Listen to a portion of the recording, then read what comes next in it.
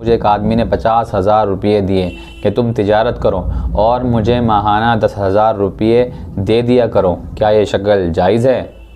شریعت کی نظر میں اور فقہ کی اصطلاح میں اس شکل کو عقد مضاربت کہتے ہیں۔ عقد مضاربت میں ایک آدمی کی طرف سے ٹوٹل پیسہ ہوتا ہے اور دوسرے آدمی کی طرف سے محنت ہوتی ہے، جیسے مذکورہ سوال میں ہے کہ اس نے 50,000 روپے کسی کو دیے کہ تم ان پیسوں سے تجارت کرو۔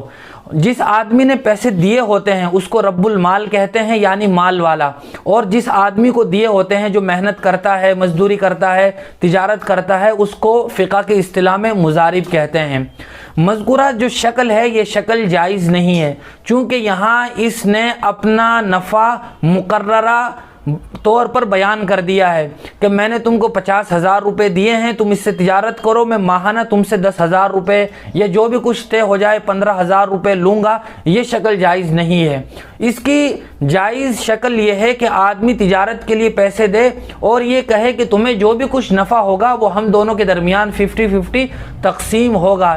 متعینہ اپنا نفع طے کرنا یہ جائز نہیں ہے۔ اسی طرح دوسری شرط یہ بھی ہے کہ اگر تجارت کرتے ہوئے مضارب کو نقصان ہو جائے تو نقصان کی بھرپائی نفع سے ہوگی۔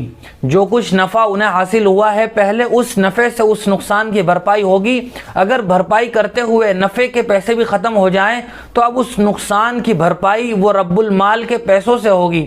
جس آدمی نے تجارت کے لیے پیسے دیے تھے ان پیسوں سے بھرپائی ہوگی، مضارب سے، یعنی تجارت اور محنت کرنے والے آدمی کو اپنی جیب سے کوئی پیسے نہیں دینے ہوں گے۔